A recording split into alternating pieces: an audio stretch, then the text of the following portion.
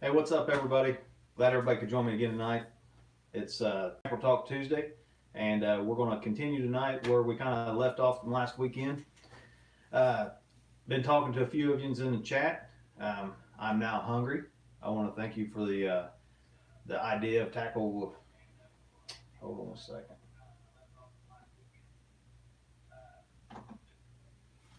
So I'm still learning this. I had to turn the volume down. Sorry about that. But anyway, the fish tacos comment has now got me hungry. But no worries. After we're done, I'm going to go get something to eat. But anyway, I want to thank everybody for joining me again tonight. It is the winter shad continued thing. Had a lot of questions from last week, and that's where we're going to jump into. But if this is your first time watching Tackle Talk Tuesday or watching Slender Cat Outdoors, I want to thank you guys for joining us, taking the time out of your Tuesday afternoon, evening, night to sit here and learn a little bit about fishing and share some tips and just have a good time talking. If this is your first time, we do this every Tuesday, 7 p.m. Eastern Standard Time. We also do a video viewer Friday, so leave your anything that you might want to see a video of in the comments, and we will touch base and try to make a video on that to give you guys as much information as I possibly can to give you guys the best opportunity to catch more and bigger fish, because that's what it's all about: sharing information, seeing results, and helping everybody get through weekend catching more fish. So also the chat thing worked last week. So if you, let me see here.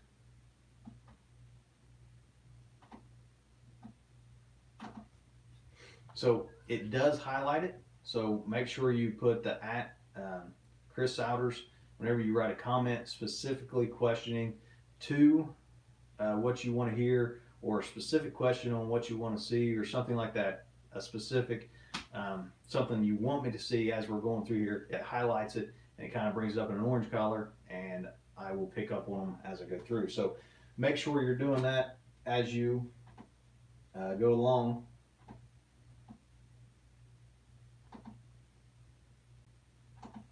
Okay, so let's see here. I've got pages and pages of questions, which is awesome. And again, a reminder: next weekend, not this coming weekend, but the weekend after, February 8th and 9th, be in Columbus, Fishing Expo. Be doing seminars, 3 p.m. Stage C. If you can join me, that'd be great. If you can't, I'm gonna try to film them, at least one of them, so you guys can, and post it on here for everybody that can't make it. They can still see it. We'll be at the Extreme Bait Tanks booth. I will have some Slender Cat apparel there, hats, knives, some of the Demon Dragons, shirts, just a little bit of everything. Been having a lot of people ask me about the decals. They'll be there, and so come before the website gets done, you can get it there. Be the first time anybody has a chance really to get it, other than what I gave away on the show. Next, Catfish Conference. Don't forget about it. February 22nd, 23rd, Kentucky Expo Center, Louisville, Kentucky. And with that, another thing, Demon Dragons. The new website is up. If you get a chance, go over by, drive some traffic, demondragons.com. Let Nate Davis know how he done on the website. It looked good whenever I was looking at it. Easy to navigate. Got everything real simple. No nonsense kind of website, but let him know that he done a good job on that. So let's start into questions. Three Rivers Catfish Club. They ask, do you usually use the finder to find shad, or do you watch for them flipping on the surface? This question kind of goes along with Teresa Sheltman's question of, if fish are in 30-foot deep water, how do you catch them? So I'm going to answer these two questions together. And Teresa was asking about shad, not a shad specifically, not fish in general. So if I am looking for shad in deeper water, I will definitely use my electronics. Okay, that's going to help you. Excuse me. If they are in deeper water, they're going to be schooled up they're going to be in a defined, area. And using your electronics, your side imaging, your down imaging, your 2D, that's going to help you dictate where they're at, whether it's the size of bait you want, things like that. Now, you may find what you think is a big old school of shad and throw on it and come up with a net full of crappie. Okay, that trial and error learning type thing, but that does happen. Now, but if we're in deep water, I'm definitely using my electronics to help myself as much as I possibly can get right on them and to catch them. Now, to specifically answer Teresa's question, how do I catch them out of 20, 30, foot, the deeper depths of fish or water? And I'm taking for granted she's asking about, most nets only come with a 25-foot cord, handle cord. So with that, you're definitely going to have a bigger mesh size net, like we talked about last week, a 1-inch mesh size net. You're going to want one that's going to fall kind of quick. So you want, if they're in that kind of thing, the ideal net size weight is going to be pound and quarter to somewhere around that weight frame right there with the 1-inch mesh. That's going to mix pretty good. And as it falls, now as that net falls in the water where it's so deep, there's no matter what you do, it's going to cone. Okay, so you may be throwing a 10-foot net, but as it cones, by the time it gets down to the shad, if they're on the bottom or close to the bottom, that thing may be down to 6 foot. I don't know, but it's going to cone. So you want to keep it from doing that as much as you can. Now, there's a couple ways to do that. You can add tape to the outside edge of it. You can buy them pre-taped, okay? But you can do that, and maybe sometime this summer when it warms up, I can get out and kind of show you guys the difference in what how it works and what it's really doing. But it's just going to help that net stay flatter longer in the water column as it goes down. But normally, if you're using a big mesh net, pound and a quarter weight, it's going to fall pretty good. 30 foot of water, I'm going to add another piece of cord to it, another hand rope to my lead rope. That way it has plenty of rope to get down where it needs to be, and I can kind of move away from the straight directional, get a kind of angle at it, and catch them then. So Teresa, hope that answers your question. If not, please leave another question in the comments, or just let me know if that answered your question at all. And as always, for everybody that has questions, leave them in the comments, and get to them today, or I'll get to them next week, one of the two. Now, to go back into Three Rivers Catfish Club's question, he was asking, do I use my finder or do I wash them on the surface? Okay, so we answered that for the deep water. When it comes to shallow water, and I'm talking shallow water, to me can be churning up mud to like a foot, 2 foot. Those are depths to where your sonar's not really going to help you much. You're not really going to be able to see much, and by the time you would see them with your sonar, they're gone. So you got to be able to pick things out with your eyes. You got to be able to pick them, maybe little wakes in the water, and this can be down into 5, 6, 8 foot. I really when it's shallower water, I don't use my sonar to try to pick them out unless I can. But now if I'm in a new area like we talked about last week and I don't know where to throw, I may go in and look for snaggy areas. I don't want to throw, once again, we don't want to throw in a big brush or treetop or big rock pile or something like that. So unless we have to, so maybe go in and kind of see that kind of stuff before we throw. But now if I kind of have an idea that's shallow and I'm going to go in, I'm going to throw in these areas, I'm going to look for those little rings where they're popping the surface. I may look for a school of them kind of making wakes in the top of the water, or I may just look for other fish that might be feeding on them, something like that. Birds, for people that don't watch I watch MLF.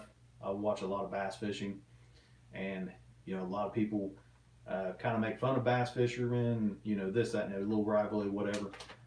You can learn a lot from watching those shows. In the fact that they catch fish where they see bait.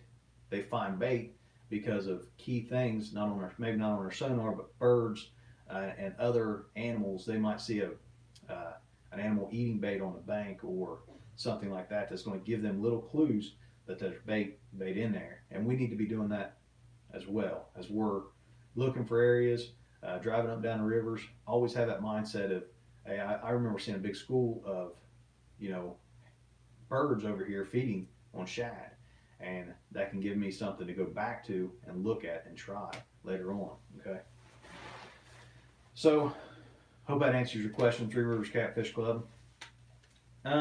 Next, this is another double question. This is from Whisker Sticks Fishing and Shane Wright. For guys who have limited access with no boats or sonars, are there any strategies outside of what was already said? And Shane Wright says, can you give us unfortunate catfish fishermen that don't have a boat some good tips? Absolutely, guys. Just because you don't have a boat or just because somebody has a boat doesn't mean that you can or you cannot catch bait. Okay, we just have to take some of these tips and kind of make them our own.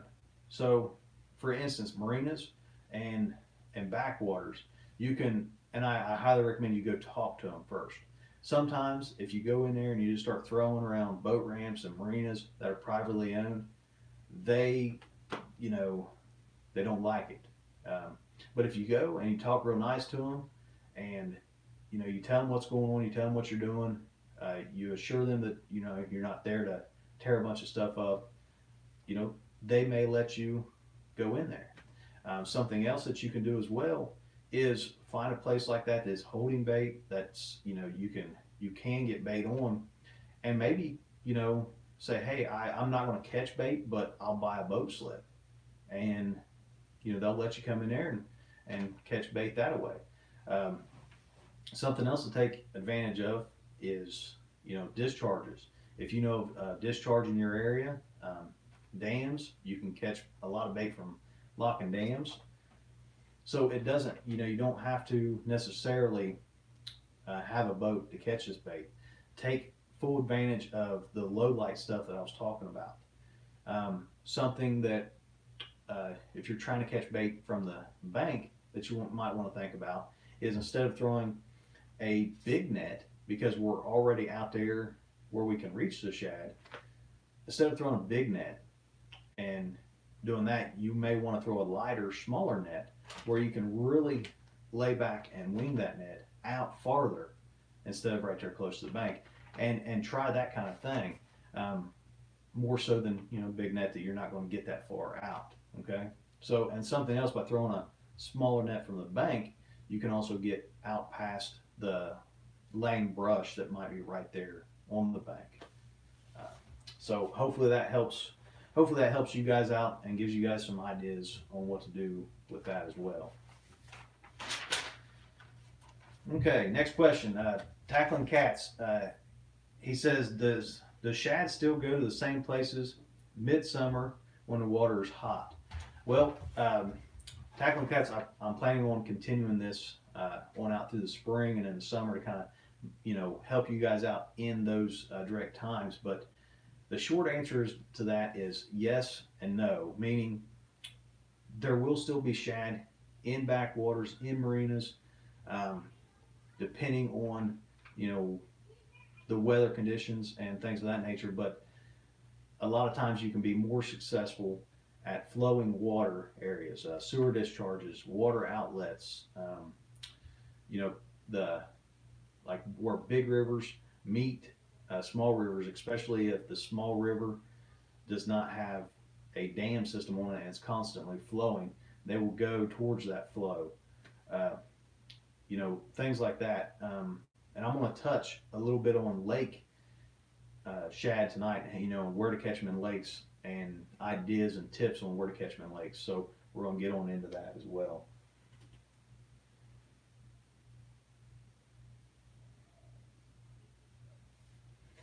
So next, so hopefully, Willie with tackling cats. Hopefully that helped you out a little bit on that. Um, Dustin Johnson says, okay, this is a question I'm going to wait until towards the end and go into the lake, where to catch them at in lakes and things, because that's kind of towards that as well. Anthony Raines, what are the best cuts of shad in the winter? Chunks, heads, or fillets? When it comes to best, what's the best cut of shad in the wintertime? Well, I have my favorites. I love shad heads. Shad heads are my favorite, but they don't always catch bait or catch fish. Some days it'll be fillets, some days it'll be midsections, and that's where you got to take advantage of things like the double hook rig, where you can put two pieces and they might want one certain cut more than the other. I know that sounds crazy to a lot of people, but there are days whenever I can't catch a fish on a head, but they will hit body sections and fillets with no problem, and vice versa. So I can't really say that there's always a specific cut that always catches fish. But my favorite cut is a head, just right behind the gills, nice big shad head. That is my favorite. But I can't specifically say that that's the best cut, and because it's going to change from day to day, and you gotta let them fish tell you what they want. You gotta switch it up. If you're out there and you're not getting shad bites on heads, but maybe you got a bite on fillets, then switch that, keep that going. Maybe try another fillet and things like that. Stonefly 71 says, does the large shad in the river die off like the shad in the lakes? Absolutely. As you guys can tell, we have a very cold system coming in for us in the tri-state area, or most of the eastern northern United States. It's extremely cold right now. Depending on how how that stays around and how bad it gets and how long, if we get a lot of ice, if we get a lot of extreme cold weather, will depend on how bad the shad kill will be. There's always going to be a shad kill. Okay, you're going to have a number of them die off. Weak, just can't survive through the winter. Sick, whatever it might be. There's going to be some die off, but depending on how bad the weather is in the winter will depend on how bad the shad kill is. But just like lakes, rivers, it does happen. The RF modulator. I told you I'd answer. We'd talk about this question. You asked about it in chat again. It says this is more of a skipjack question, but how much salt goes in the slurry for the cooler? Well, that is a skipjack question, but it is a shad question as well. No matter what, whether you keep bait alive or you put bait in a cooler, you want to keep it as good and as fresh as you possibly can. And in the summer, warmer months, doing a slurry, and what he's talking about is people will take a cooler of whatever size and you'll fill it, 3/4 of the way up with ice, and then you will dump a non-iodized salt. And I use whatever I use in my bait tank, which is water softening salt or pickling salt. Canning salt that you can buy at Walmart is really good. It's real fine. It dissolves quick and it gets that cooling temperature down super quick. Okay, so what he's talking about is the slurry that we make. We stick our bait in whenever we catch it, and it automatically shocks it, puts it into a frozen state. Now, me personally, I don't want that bait to freeze solid. I want that bait to just die as quick as it possibly can, keep all of its natural fluids where it's going to be, and kind of shock its system. Its blood is not going to go out to its scales. Its collar, its nose and everything, its eyes are going to be good, clear, and whenever you stick it in there, that salt will automatically just drop that freezing temperature of that water. And it won't be frozen, it'll be just a slurry, just enough that you add enough water in, and you're going to put, for me, I'll put about a 3-pound box of that canning salt in a, like a 46 quart cooler, 48 quart cooler, whatever it might be. That's how much I put in it. It's about I really dump it in there. Now, a lot of people will ask, does the salt, pull, a lot of us hunt.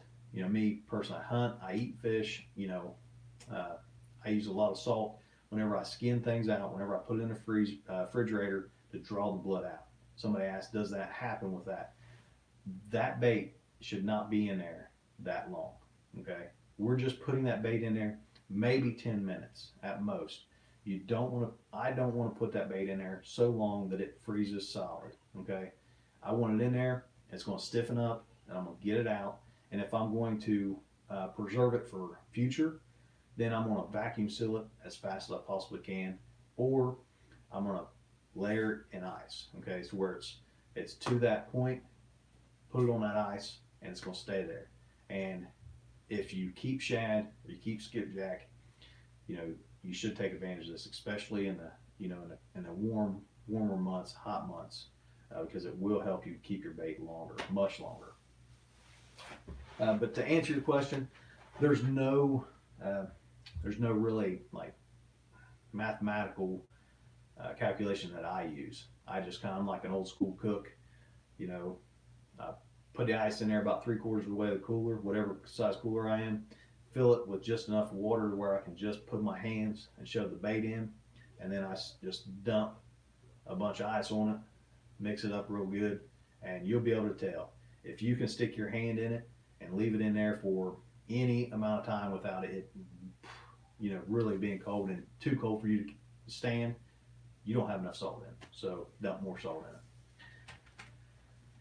All right. Let's see here. Johnny Brumfield asks if there's going to be any good cast nets at the Catfish Conference. I've done some research. I called Nate Davis from Tackle Bandit. Was talking to him about it. He will not have cast nets there to sell. So I do not know. I do not think there's going to be cast nets there, but I'm not 100% sure. So that's the best answer I can give you on that one. John Miller asked, he's got an Ultra Spreader 9, 1-inch mesh, 1 pound per foot. Is that a good net? Absolutely. For wintertime, that net's going to sink good. It's going to let your small shad out, and it's going to catch the shad that you want. The bigger shad that you're going to use for cutter shad.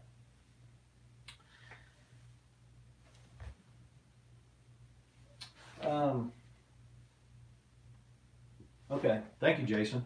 Jason Huggins just said that Bluff City Tackle will be bringing cast nets. So, Johnny Brumfield, there will be cast nets there. Jason, if you could, in the comments, leave a link to the Bluff City tackle shop that you're talking about, and so that people can go over there and take a look at what they may have to give an idea of what they want whenever they get there. So, thanks, Jason. Thanks for that information, brother. All right, Skip Stewart asked, what kind of salt? I kind of touched on this a minute ago. I use a pickling, canning salt, non-iodized salt. Whatever you get, all natural, or canning pickling salt. The canning pickling salt is real fine. Also, I didn't mention this before, it's called Mix and Feed Fine Salt from Tractor Supply. You can buy it in a 40-pound bag. That's also a non-pure, iodized pure salt, no additives to it. It's called Mix and Feed Fine Salt, real big 40-pound bag. And I think it's real cheap too. It's under $10 or something like that for a 40-pound bag. So, all right. Now the next question, and this is a few of them together, is what is the best cast net? What is the best cast net brand? And what size cast net I would use? And if I could buy one cast net, what would I recommend? And that's a lot to ask. So to start with, there's 3 cast net companies or brands that I really use. Okay, it's Fetec, F-I-T-E-C, Bait Buster, and Betts.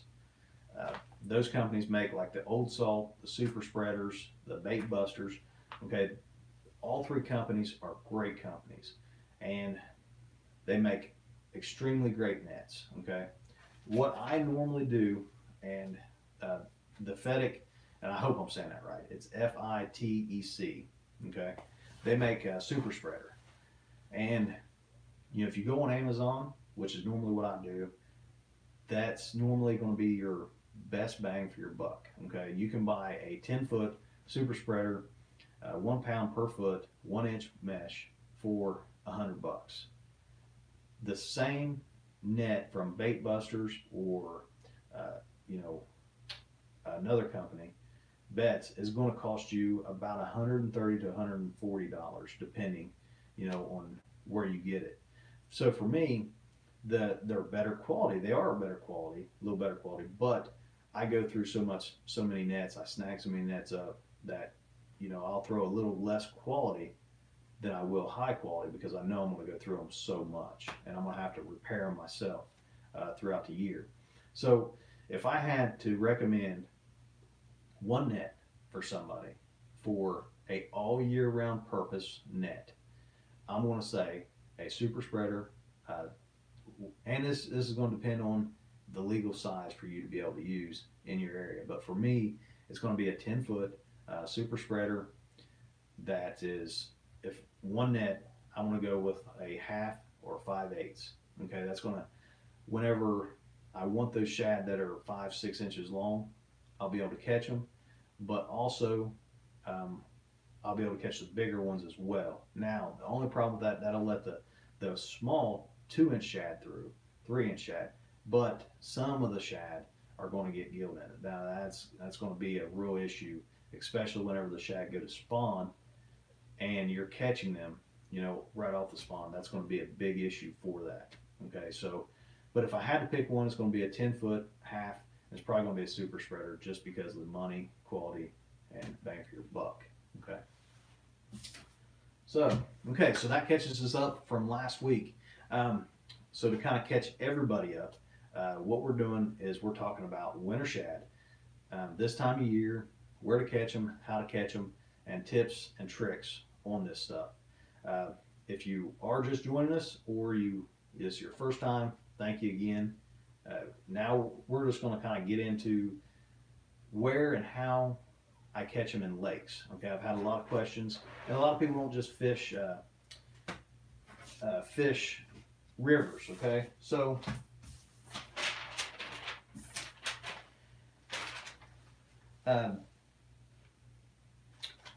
Dustin Johnson asks, does the creek and cove backwater work on reservoirs with a current flow from when water is cold, like in the 50s to below 65?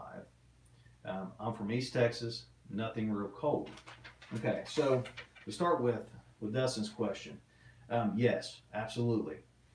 In lakes and reservoirs, this is going to kind of be the same pattern. These baits are going to move up into the shallower, feeder creeks. Anytime you have a creek come in, if you go towards the back of that creek, this time of year, you're going to find bait. Now, with that being said, if it's deeper on the outside and you can see them, as you go back up in there, once you get to a certain point, you just want to look around, like I said, and you're going to kind of throw during those low light times. You want to take advantage of that, those low light times. But I'm just going to go back in those feeder creeks and start throwing until I find one that holds them. And this is going to be a lot of touch and go kind of stuff, trial and error. You're going to have to go into these places and you're going to try them, and you're going to have to figure out and take your own notes of which creek, which backwater was holding good bait. Now, with that being said, if you have an area, lots of these lakes they have marinas, naturally man-made marinas. They're going to have concrete walls. They're going to have riprap banks, poles, things like that with docks. Those are naturally going to hold those bait fish. Okay, and you want to take advantage of that. And this is another good thing for people uh, that are going to be fishing from banks. If you have a reservoir that has man-made concrete walls, right on the edge of those walls, those fish will feed on the algae and other plankton and stuff like that that's in the water. They're going to feed right on that. So you can catch those, especially at night and in the day when they're, when they can't see you coming and see that net coming. Your odds are going to be really great, and you want to take advantage of that. So yes, like we was talking in the rivers, we're going to kind of use the same way and the same aspects going into reservoirs and going into lakes. Okay, those bait fish are going to act the same way. They're going to want to get warmer, and you may have a warm rain come in and warm a big old creek, or where the creek comes in, it might be a big flat area, but not a whole bunch of current. But those fish, those shad, are going to go up in there and get that warm water that's coming down. Okay.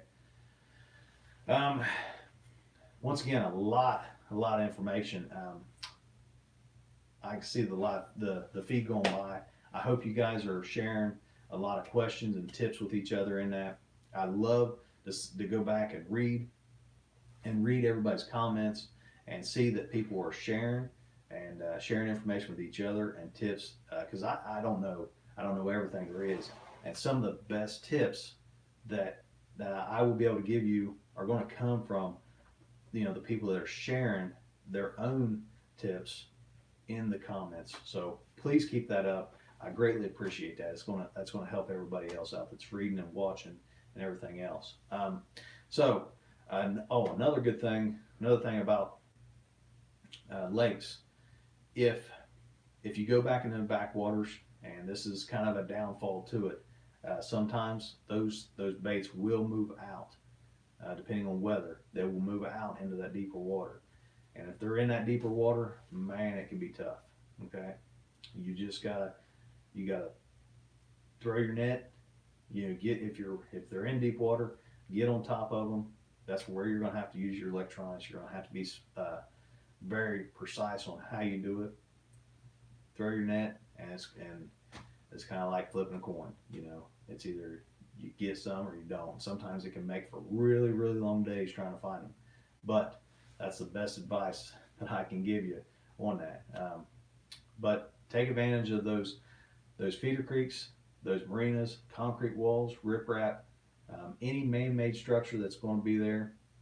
Take advantage of that, especially if you're in a lake. Okay, because they're going to be drawn to that greatly. So, well, we have successfully done it again. It is over 30 minutes. Man, it is hard for me to stay under that 30-minute mark, but I want to thank everybody for watching. Once again, I want to thank everybody for commenting. And once again, if you guys have any questions, make sure you're leaving them in the comments below. We will go continue this next week. One thing I want you guys to help me on. So this is like the question of the day, I guess you could say. Do you guys want me to continue with the shad right now? So continue on into spring, summer, and fall, and just do this, continue out just for shad? Or would you like for me to switch to skipjack or something else? Whatever you guys think, make sure you leave it in the comments, and I will go through them tonight or tomorrow or sometime, and we will pick that up next week. So let me know. Thanks for watching. I want to, we have had a great success. Please leave a thumbs up if you like the information you're getting. Make sure, if you get an opportunity to share this, I want to make sure that we can get it out to as many people as we can, and get as many people on here sharing as much information as we can. So share the video if you can, subscribe, and remember to hit that notification bell, because we do live videos, and one of them is going to be next week. Probably is going to be a video viewer live show from the Columbus Expo, where I'm going to try to bring you guys some new opinions on what kind of tackle they use and how they use it, from some people up there at the expo. So look forward to seeing you guys next week, and hope you all have a great night, and we'll catch you on the next Tackle Talk Tuesday next week. God bless.